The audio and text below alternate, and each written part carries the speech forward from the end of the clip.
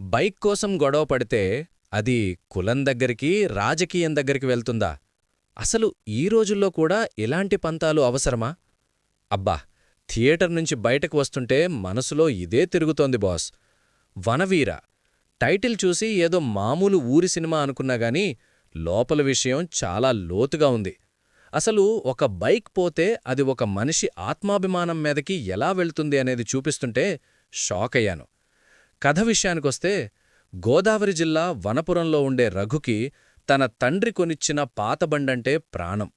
కాని ఆ ఊరి పొలిటికల్ లీడర్ దేవ ఆ బండిని బలవంతంగా లాగేసుకుంటాడు.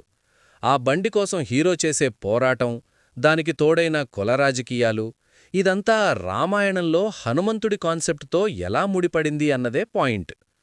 ఫస్ట్ హాఫ్ అంతా చాలా కూల్గా పల్లెటూరి వాతావరణంలో సాగిపోతుంది.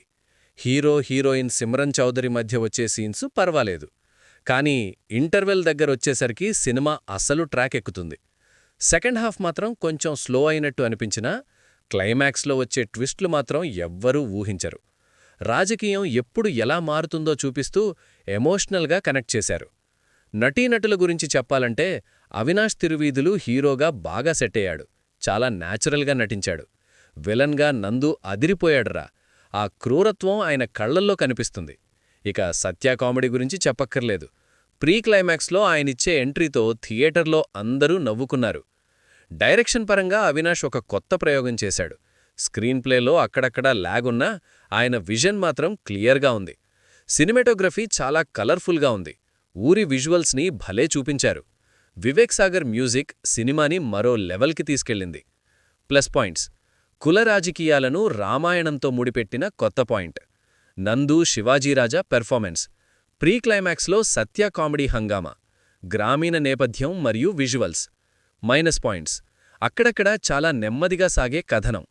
కొన్ని సీన్లు మరీ లెక్చర్లిస్తున్నట్టు అనిపిస్తాయి.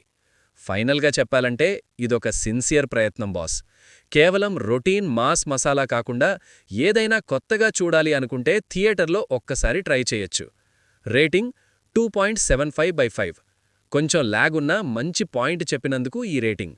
మరి సినిమా చూసిన వాళ్ళుంటే మీకెలా అనిపించిందో కింద కామెంట్స్లో చెప్పండి. మరిన్ని నిజాయితీగల రివ్యూస్ కోసం మన ఛానల్ని సబ్స్క్రైబ్ చేయడం మర్చిపోవద్దు.